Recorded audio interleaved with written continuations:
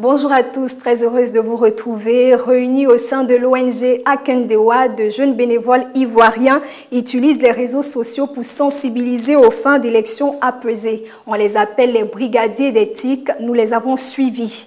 Vive tension entre le pouvoir et l'aile dure de l'opposition autour des conditions d'organisation de la présidentielle. Et si Amara répond sans détour à Alassane Ouattara. Et justement à propos, les Ivoiriens qui s'expriment dans notre Vox Pop ne cachent pas leur inquiétude et appellent la classe politique ivoirienne à la raison.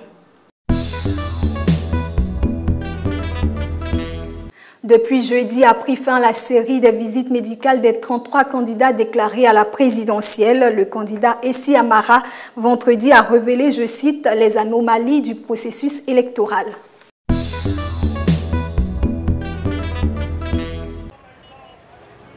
Alors que la direction nationale de campagne du candidat Alassane Ouattara a installé ce week-end partout dans le pays les différentes directions régionales de campagne, les Ado Boys and Girls, eux, sont de retour et attendent impatiemment, dans la bonne humeur, l'ouverture officielle de la campagne électorale.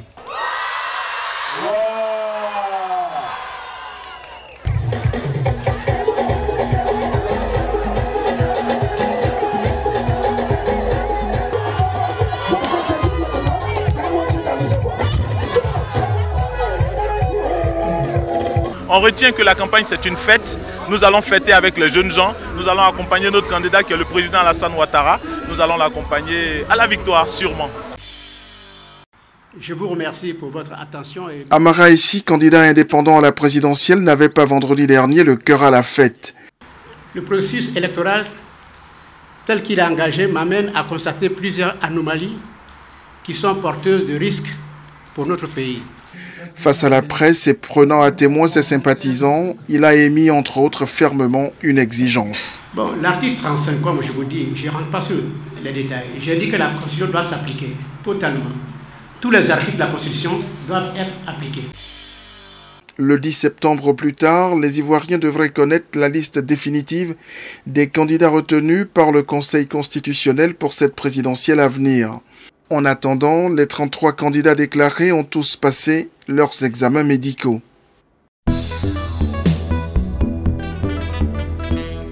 Et maintenant, notre reportage. Durant les années de crise, les jeunes Ivoiriens ont souvent été les bras armés des politiques. Aujourd'hui, ils veulent changer la donne pour être plutôt des bras armés des soldats de la paix. Alors, ils utilisent les réseaux sociaux au sein de l'ONG Akendewa pour des élections apaisées.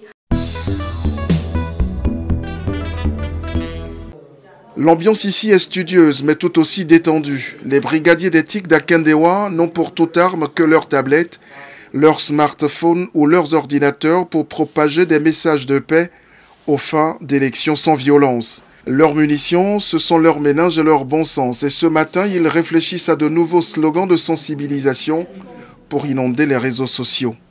Élection d'accord, mais la Côte d'Ivoire d'abord.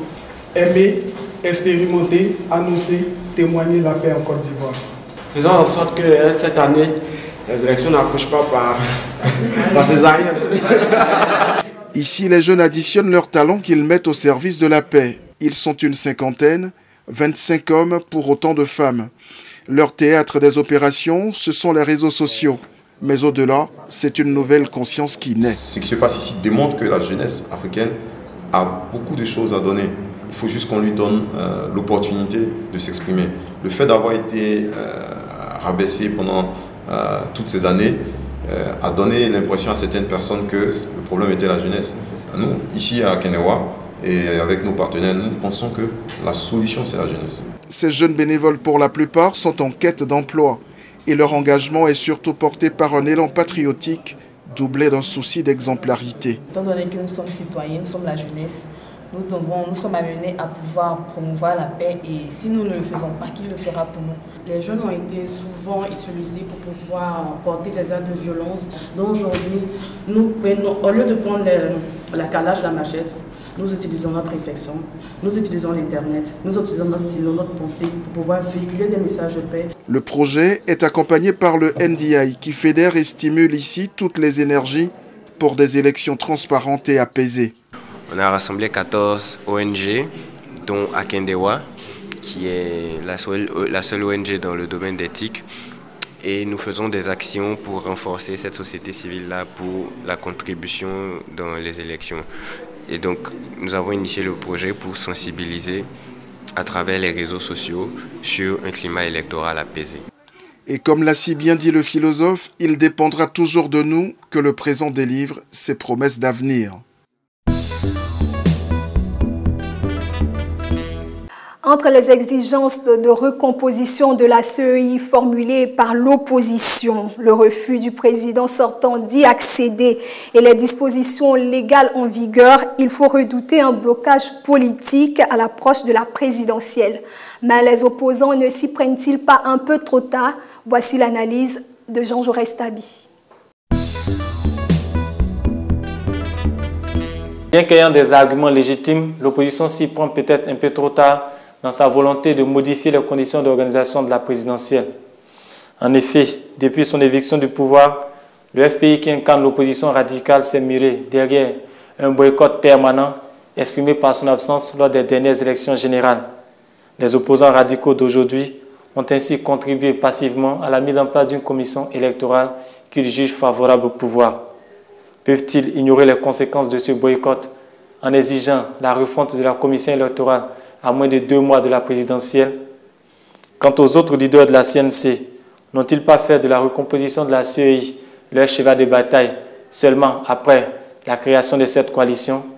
Pour preuve, Charles Konambani, l'ex-président de la commission électorale, ne s'est pas plaint du caractère monocolore de cette institution chargée d'arbitrer des joutes électorales, pourtant censée mettre un terme définitif à la récente décennie de violence politique. Mais doit-on pour autant accuser l'opposition comme seul responsable de la crispation du climat électoral? Le RHDP a également laissé empirer la situation pour n'avoir pas, par exemple, anticipé les critiques actuelles de l'opposition. On peut à raison se demander, eu égard à la récente crise post-électorale, pourquoi le pouvoir a maintenu le président de la CEI, sachant bien que cela serait un argument qu'utiliserait l'opposition pour remettre en cause la crédibilité du processus électoral. En définitive, si nous convenons que l'issue d'une élection dépend fortement du climat de confiance entre les acteurs politiques, il convient aussi de reconnaître que des efforts doivent être faits pour éviter à la Côte d'Ivoire de retomber dans de nouvelles violences post-électorales. D'où la nécessité de parvenir à des arrangements politiques en dépit des dispositions légales qui interdisent toute modification du code électoral et de la commission électorale moins de 6 mois avant les élections.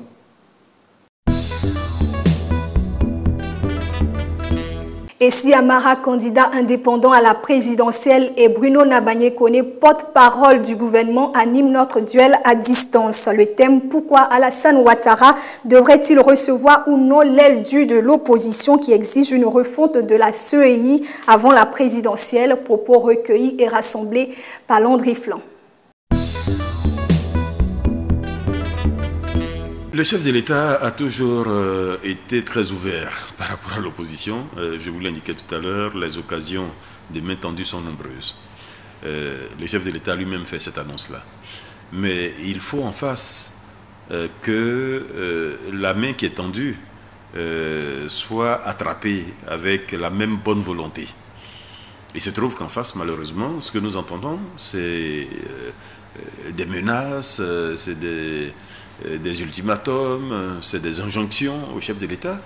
Et je peux comprendre dans ces conditions que le chef de l'État n'ait pas très envie aujourd'hui d'aller à la rencontre de cette opposition-là.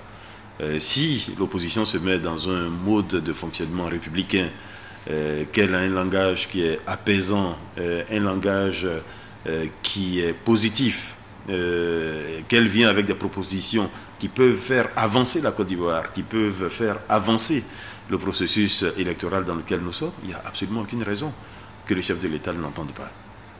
Mais les discours que nous entendons, c'est quoi? C'est remettre à plat la CEI, c'est remettre en cause la liste électorale, c'est évoquer des problèmes d'insécurité qui sont les seuls probablement à vivre en Côte d'Ivoire. Dans ces conditions, que peut le chef de l'État? Donc le chef de l'État demande que dans un premier temps, une rencontre ait lieu avec le Premier ministre Aoussou Jano, qui est donc le ministre en charge du dialogue avec l'opposition. Et si les sujets qui sont abordés au cours de cette réunion méritent une discussion avec le chef de l'État, évidemment, le chef de l'État se ferait un plaisir de recevoir l'opposition pour en parler. Jusqu'à maintenant, nous n'avons pas, malheureusement, cette conviction que les sujets que souhaite voir traités l'opposition sont des sujets à mettre au niveau du chef de l'État. Ce qui explique qu'il y ait effectivement quelques hésitations par rapport à cette promesse qui avait été faite. Je vous assure que j'ai beaucoup de recul avec le pouvoir parce que je ne suis pas un accro du pouvoir et je n'ai pas la nostalgie du pouvoir. Mais dans ma carrière diplomatique, j'ai vu des régimes très puissants, des présidents très puissants. J'ai eu des heures de travail avec Kadhafi, matin, midi, soir. Kadhafi était vraiment le roi des rois, comme il disait lui-même, puissant. J'ai vu Ben Ali qui était super puissant, Moubarak. Vous savez, je crois que gérer un État, personne n'est puissant. Je crois qu'il faut être humble. J'ai vu Kadhafi en train de pleurnicher, de demander pardon. J'ai vu Ben Ali en exil. J'ai vu Moubarak dans un lit au tribunal. Vous savez, je n'ai aucune crainte de quoi que ce soit, parce qu'en fin de compte, le pouvoir, c'est l'illusion. C'est de l'illusion. Donc, en fin de compte, moi, je crois que ce qui est le plus important, je ne vais pas commenter ce que vous avez dit, ce qui est le plus important, moi, je crois, c'est que quand on veut la paix pour son pays, il n'y a pas de sacrifice plus grand. Je crois qu'il faut laisser tomber l'honneur, l'orgueil et tout. La Côte d'Ivoire est plus importante que nos personnes.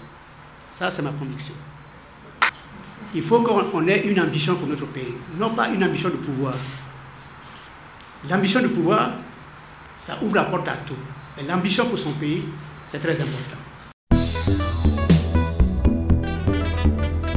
Cette vive tension politique à moins de 2 mois des élections présidentielles inquiète les Ivoiriens qui n'ont rien oublié de la récente crise post-électorale vécue. Ils s'expriment en toute liberté au micro de Landry Flan. Il est très normal que l'opposition cause avec le parti au pouvoir. On ne peut pas rester dans ce flou-là pour aller aux élections. Il faudrait que tous les pères et les fils de ce pays puissent s'asseoir pour collaborer ensemble. C'est-à-dire, aujourd'hui, le président de la République est comme on l'appelle le président de tout le monde. Il doit accepter tout ce que l'opposition lui demande. C'est vrai, il était opposant, qu'il se souvienne de ça aussi. Aujourd'hui, il tient là-bas, donc qu'il accepte le jeu politique. Oui, il doit dialoguer, puisque sans le dialogue, écoutez, si je dirais tout le monde, une personne monopolise, pour lui, c'est pas intéressant. Mais quand au moins on écoute un peu les voix de tout le monde, on se performe et puis on évolue. L'opposition n'a pas le droit de demander au président de la République, actuellement précis là, à deux mois des élections, un dialogue imposé. Dans une démocratie, c'est la discussion qui est là, c'est pas la dictature. C'est quand c'est la dictature, l'autre dit non, il y avait la force, l'autre dit non, il y avait la force. Mais quand c'est un pays de démocratie, là, quand tu es au pouvoir, tu dois écouter tout le monde. Mais eux aussi ne doivent pas forcer sa main. Il faut que les opposants aussi vont doucement avec lui. Il est le président de la République, il prend sa décision à lui. Mais il faut d'abord que ça soit sous pression aussi. Quand on parle d'un dialogue, il faut que les gens se mettent d'accord sur un point. Un dialogue, il faut s'asseoir pour discuter. Mais quand on parle d'un dialogue, ce n'est pas forcément une pression. Un dialogue est un dialogue. Il faut se disposer à dialoguer. Pourquoi l'opposition a attendu à 2 mois des élections pour exiger un dialogue? Maintenant, au président de savoir que si on veut aller aux élections dans un climat apaisé, il faut tenir compte aussi des propos, enfin, de la vie de l'opposition. Pour qu'il y ait une élection, il faudrait qu'il y ait des opposants. S'il n'y a pas d'opposants, il n'y aura pas d'élection. S'il refuse de recevoir les opposants et que les opposants décident de ne pas aller aux élections, vraiment, ça ne sera pas bien pour la Côte d'Ivoire. Si vous boycottez, vous devez vous rendre à l'évidence qu'il y a des conséquences fâcheuses à l'avenir. C'est de dialoguer avec l'opposition pour que les élections soient crédibles. De part et d'autre, chacun a son défaut à faire pour arriver à des élections apaisées. On ne veut plus la guerre, on veut la paix. Rien que la paix.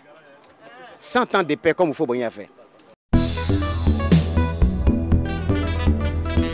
Et c'est maintenant l'heure de notre rubrique de la fin à Wawane pour le message de paix des Ivoiriens. Moi, je m'appelle Glamaker Omarik, je suis caroleur de profession. Voilà. Pour les élections, mon souhait, c'est que tout se passe dans la quiétude, c'est-à-dire dans la paix. Et c'est ça mon souhait. Voilà. Il n'y a pas de la paix parce que dans le temps passé, en tout cas, on peut parler de 2010, 2011, là, ce qui s'est passé là, vraiment, c'était très déplorable. Donc, pour cela, mon souhait actuel, c'est que tout se passe dans le calme, dans la paix. Voilà. Actuellement, moi, ce que je fais pour la paix, c'est que avant la crise, il y avait une cohésion entre nous. C'est ce que j'essaie de ramener à mon niveau, quoi. C'est-à-dire, tout ce que je connaissais avant, que j'avais donné la distance entre nous, je me rapproche d'eux et je collabore avec eux en toute parfaite harmonie, quoi. C'est ce que je fais. Quand il y a la guerre, tout est dans les trucs, hein, ça ne va pas du tout. Donc quand il y a la paix, tout va bien. C'est parce qu'il y a la paix aujourd'hui que je suis arrêté en face de vous et que je cause avec vous. C'est ça. C'est la fin de ce journal de la présidentielle. Merci d'être de plus en plus nombreux à nous suivre sur les réseaux sociaux et surtout n'oubliez pas de partager ce lien.